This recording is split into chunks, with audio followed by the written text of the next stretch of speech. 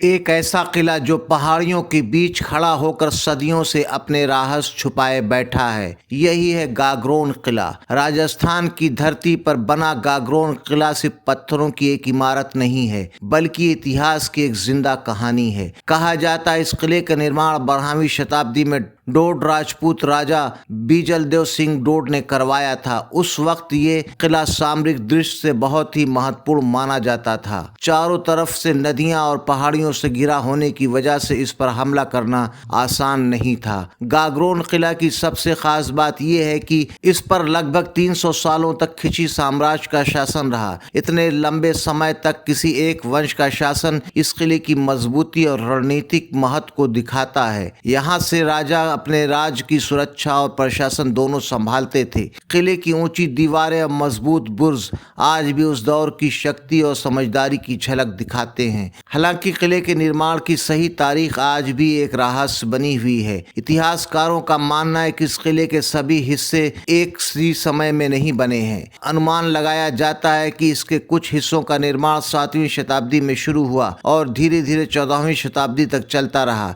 यानी यह किला कई पीढ़ियों की मेहनत और सोच का नतीजा है।